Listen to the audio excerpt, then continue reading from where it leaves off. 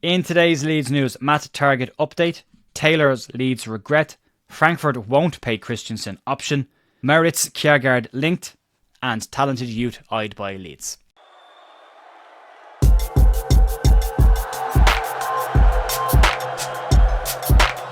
Morning folks, Jay here at The View with your Leeds United news for Wednesday morning the 29th of January. The clock is ticking on the transfer window and Leeds appear to be approaching the window with the sure, we'll be fine approach to this one. There's a bit of news this morning. There's not a huge amount of news regarding transfers for now. There's a couple of updates, but most of this seems to be stuff that's being lined up for the summer, but we'll get to that in a couple of minutes. Don't forget there is a 10% discount on back four clothing for all merch on the store. The Tanaka shirts, the Rotwell shirts, anything that's up there. If you use the affiliate link below in the description and the discount code TheView10, you can get a 10% discount until the transfer window closes. Right, let's crack on and get into this, and we'll start off with Matt Targett update. And yesterday, The Athletic released an article claiming that Leeds United had contacted Newcastle United about the availability of left-back Matt Targett. Matt Targett was a Leeds United target in the summer. It's hard to say target and target together, but there was more news on this story later on in the day yesterday when Leeds Live put out a piece claiming that the report from The Athletic had no truth in it at all. The link seemed a little bit odd considering Leeds are overstacked in that left-back position, and in one interesting section of the Leeds Live report reads as follows. Leeds Live understands that Leeds United are not in the running to sign Newcastle United's Matt Targett, despite contrary speculation. Left back is not thought to be one of the areas of transfer concern for the club. It's a very unusual situation that The Athletic would put out a piece that isn't accurate or isn't credible. One of them is wrong, I suppose, and we'll find out in the next couple of days, but I think my head is with Leeds Live on this one because Leeds just don't need a left back, so why buy a left back when you've got other areas that definitely need attention? 10, 9, right centre back. So for me, yeah, not an awful lot on that one, and I would agree with Leeds Live, but we'll see what happens, I suppose, in the next 5 days. And moving on to another left-back story, and Charlie Taylor was linked with a return to Leeds United this summer, but opted for newly promoted Southampton. But it's not gone particularly well for the former Leeds player at Southampton. He's only played 7 games for them this season and is being tipped to join Watford or Hull City on loan in the coming days. Taylor had spoken about his regrets leaving Leeds United and how his time with the club finished up. Taylor left Leeds back in 2017 after turning down a new contract from the club. The then manager Gary Monk accused the player of refusing to play in Leeds' final game of the season before his move to the Premier League. There's always been debate about this, but Taylor did come out and say that the stories were mostly true, and Taylor claimed recently that he had been badly advised and the former owner Massimo Cellino's contract offer was actually a pay cut rather than a pay rise. But speaking in the YEP, Taylor said that he always wanted to play for Leeds United. It was his dream to play for the club, before adding that he had regrets about how his time at the club had finished. And Taylor said the following: I love my time there, but the way it ended was the biggest regret of my career, and if I could go back and change it, I would. I made the decision with my head rather than my heart because I didn't know whether I would get a chance to play in the Premier League. I still live over that way and I get plenty of stick when I'm out in the town, but I'm still a Leeds fan and I'd love to go back there next season to play them in the Premier League. I really would. Taylor is not the only young player to be badly advised and manipulated by agents. The more recent one from Leeds is Willie Gnonto, who's spoken about how he had to change agencies because of the direction his agents were sending him in. There's a litany of examples of young players who've been manipulated by more experienced heads in the agency world across the footballing world. But yeah, not an unusual situation for Taylor, but Leeds could end up playing against Taylor depending on what club he decides to go to this season, and he could still have an impact in the run-in for the season, either for Leeds or against Leeds, depending on what happens. But let's move on to another fullback situation. We heard rumblings a few weeks back when Eintracht Frankfurt sporting director called the option to buy Rasmus Kristensen a horrendous fee. The £10 million option was a horrendous fee that he himself negotiated with Leeds United as the sporting director.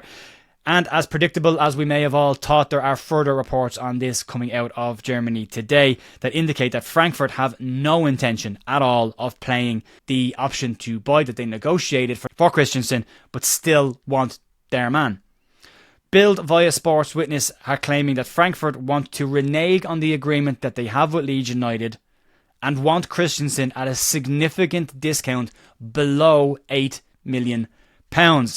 It should be pointed out that the sporting director has consistently praised Rasmus Kristensen's performances this season and how important a player he has been for them. And given that he's having a very strong season in the Bundesliga, his value is only going to increase and not decrease, and this doesn't work for his discounted rate argument. Leeds have discounted transfers of Marc Roca, Diego Llorente and others in recent times, but given his season performances so far, Leeds are very much in the driving seat. Leeds don't want the player, he doesn't want to be here, and Frankfurt do, and Leeds can sit this one out and see if his performances continue this season, and if he raises interest from other clubs in the Bundesliga, Leeds could end up making the £10 million back that they spent on Rasmus Kristensen. And if Leeds do get promoted as well, that should be said, it puts Leeds in an even stronger position to dictate terms on the player's future. But yeah, why did they negotiate these deals if they're never planning on paying them? But for me, Leeds, hold firm on this one and wait it out. He's playing well. You'll get your money back on this. Moving on, let's talk about a young player that's been linked with Leeds United, and there have been a few youngsters linked with Leeds in recent days. Some credible, some less than credible, but a lot of these feel like options for Leeds in the summer rather than options for Leeds right now. But reports today claim that Leeds United, amongst some other clubs, have interest in RB Salzburg's attacker Moritz Kjargaard. Kjargaard has been at the Red Bull system for the entirety of his career and has played regularly in the Champions League for Salzburg, and he's also been the youngest Dane to ever score in the competition when he scored a few years ago. According to the Mail, so relatively reliable when it comes to Leeds news, they claim that a top Serie A side, along with Leeds United, Nottingham Forest and Wolverhampton Wanderers, are all said to be interested in the attacker.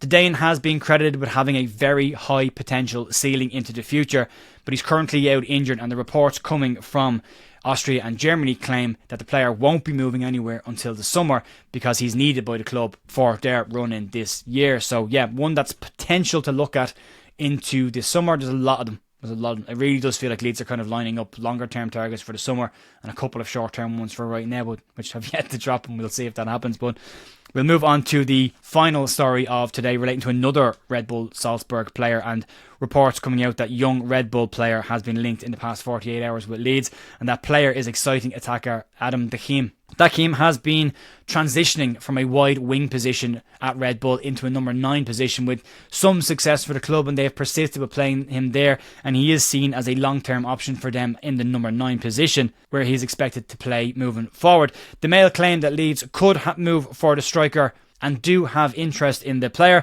Leicester and Brentford are also said to be monitoring the situation of the young striker. Leeds Red Bull connections in this situation might be beneficial to the club, but it's expected that Salzburg will hold out until the summer with the player. They are very keen to keep hold of him. They see him as an exciting player, and he is, more often than not, their first option off the bench in an attacking perspective. He has started 8 games this season, played 15 in total, only scored 1 goal, but that shouldn't be the measure of his success, being the kind of role that he plays at Red Bull.